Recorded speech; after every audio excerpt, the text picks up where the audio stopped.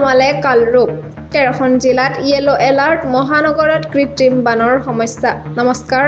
Assam news এক্সপ্ৰেছলৈ আপোনালোকক স্বাগতম আৰম্ভ কৰিছো মুখ্য সংবাদেৰে ৰাজ্যজুৰি বৰষুণে ধৰিছে তীব্ৰ ৰূপ গুৱাহাটী মহানগৰীৰ কেইবাখনো অঞ্চল ইতিমধ্যে পানীত তল গৈছে সাধাৰণ জনজীৱনত হৈছে ব্যাহত বতৰ বিজ্ঞান বিভাগৰ তথ্য অনুসৰি অহা 2-3 দিন ৰাজ্যত ধাৰাসাৰ বৰষুণ অব্যাহত থাকিব এই পৰিস্থিতিৰ মাজতেই 13খন জিলাত ইয়েলো এলাৰ্ট জাৰি কৰিছে বিভাগে এই জিলাসমূহত ধাৰাসাৰ বৰষুণৰ লগতেই বিজুলী ঢেৰেকণিৰ সম্ভাৱনা আছে জিলাসমূহ হৈছে দক্ষিণ হালমাৰা ধুবুৰী কোকৰাঝাৰ চিৰাং বাক্সা গোৱালপাৰা নলবাৰী কামৰূপ গ্ৰাম্য কামৰূপ মহানগৰ ডিমা হাছাও কাছাৰ শ্ৰীভূমি আৰু হাইলাকান্দি বিশেষকৈ গুৱাহাটী মহানগৰত আজি পুৱাৰ পৰা হোৱা বৰষুণে সৃষ্টি কৰিছে কৃত্ৰিম বান চৰকাৰে মহানগৰবাসীক জলমগ্ন পথত গাড়ী চলাই সতৰ্ক হোৱাৰ আহ্বান জনাইছে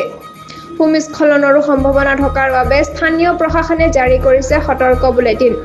সেয়ে আমি সকলোৱে এই সময়ছোৱাত অধিক সতৰ্ক থাকিব লাগিব আহিব লগা খবৰবোৰ চাবৰ বাবে অসম নিউজ এক্সপ্ৰেছ চেনেলটো সাবস্ক্ৰাইব কৰক লাইক কমেন্ট শ্বেয়াৰ কৰিবলৈ নাপাহৰিব লগতে কাষতে থকা বেল আইকনটো দবাবলৈ নাপাহৰিব ধন্যবাদ